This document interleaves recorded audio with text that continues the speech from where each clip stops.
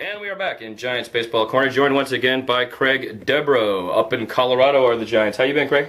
Good, good. Wearing my Hanshin Tigers hat, Japanese baseball team. Excellent baseball field. Just want to give a shout out to them. Itterashaimase? No.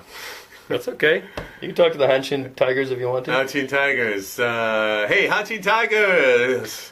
Go Hanshin Tigers! Oh, how about... Subarashi desu! Kato Basei! Hanshin Tigers! Kato Basei! Means to get a hit. Subarashi desu ne. It's cool from Kraig Debro to the Hanshin Tigers. And so here we had the Braves come into town. I was really nervous about it. Everybody, all the East Coast media for weeks tell us how great they are and how they're going to have the Gold Glove, Andrelton Simmons and all that. And I wanted to show off to the East Coast media. I really did. And I thought we did great. We won 3. We took them down. We scored a ton of runs. We looked like a team that could score. I shared your apprehension when the Braves were coming into town. They were coming in as the first place team in the East, and as you said, all the media was saying how great the Braves were. And I was a little worried about our pitching. I felt the Braves were just rubbing their hands together, waiting to get into AT&T Park. Turned out the Giants' greatness came through. Taking 3 out of 4 was big before he came on this road trip. Absolutely, and it was starting pitching. We were like, hey, the starting pitching's getting in line. It was like dominance by Cain, Bumgarner, and Lincecum. Or so we thought. And then we jump on a plane and fly to a foreign nation. It's like, what the heck's going on? Are we drive on the right side of the road? Or I don't know what's going on, right? What happened? Right, 21 runs in 2 games, and the runs came early. We almost came back in that first game.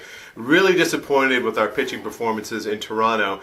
And I know we're going to talk about last night in a second here, but even though we won last night, we still got to look at that's 27 runs in 3 games. That's not good. Yeah, agreed. But that last night's in Colorado, mind you. So there's some exceptions to be made for altitude. But Toronto was miserable. It was like, I wrote on the blog that it was like, we got our ride all washed up nice, and we drove outside, and a flock of Blue Jays came and shat all over it. You know what I mean? That's a good analogy. I love that. That's exactly what happened. And, it's not that the Giants gave up, but, when you get down by that many runs that early, it is difficult to come back, especially when you're on the road, because when you're at home and you get down, you depend on and you lean on the fan support to get you a little pumped up. That's right, yeah. But when you're on the road, first game of a road trip, you've flown 3, 4, 5 hours out to Toronto, different country, a little difficult to come back. Melky might have had something on his shoulder. He had quite a few hits. How about giving Melky his ring? There was a little bit of blip on the, among fans about he shouldn't get his ring. I found that kind of ridiculous, the guy was the best hitter in baseball, PEDs or not. It takes skill to hit the ball the way he was hitting the ball, and it was ridiculous. He was an all-star MVP, which helped to get us the, home field advantage, if you will, during the World Series. And the guy contributed. He contributed so much to our run. I don't know how you don't give Melky a ring. Well, first of all, he gets a ring because that's what the rules say. Second of all, there's way too much emphasis placed on HGH, which is what he was convicted for. Third of all, he served his punishment. He had a 50-game suspension. He was disgraced in San Francisco. He had to move on to a new team. Yet when somebody is caught with HGH or taking HGH or having HGH in their bloodstream, it's as if people want the death penalty. Almost literally. It's crazy. People have gotten really out of hand on this, right? It's just gotten out of hand, I feel like. And I always say, this is not a magic pill. Just because you take HGH doesn't mean XYZ. And we talked about this before. Bartolo Colon with the Oakland A's. He got caught with HGH. He was 10-9 last year.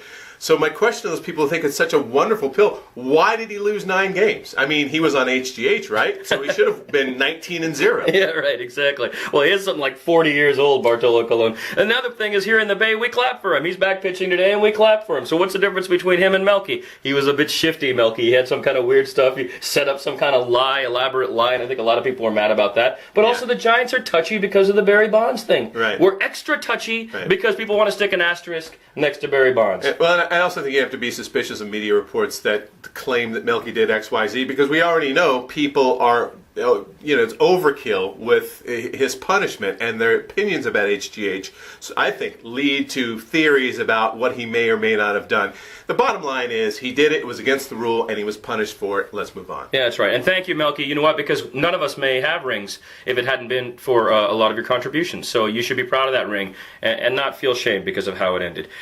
So looking at Colorado, Oh, what a relief, you know. I was saying earlier, like, I don't know if you must remember all those games, and all you fans remember those games where Matt Cain, for 7 years, his win-loss record does not reflect how great a pitcher he's been. Because the poor guy would lose games 2-1. He'd lose games 4-3. Right. We gave him no, run support for half a decade, right? I mean, that's absolutely the way it was, and we were talking about this earlier as well, but, we always thought Matt Cain would probably try to leave the Giants, because why would you want to say, you're pitching so well, and you're not having anything show for it simply because your team can't manage to score 2 runs. Unbelievable. So yeah, and finally yesterday in Colorado. Now, mind you, it's Colorado. So I always tell my son, if the score's 5-0, whether it's us or them, or, oh my gosh, it's 5-1, it's like, it means nothing in Colorado. It means nothing. Guys can come in against the closers, and plus they have a bad pen, as Marty Lurie has pointed out. The problem with Colorado is their bullpen. So guys can come in and score a ton in the late innings there, and it can happen.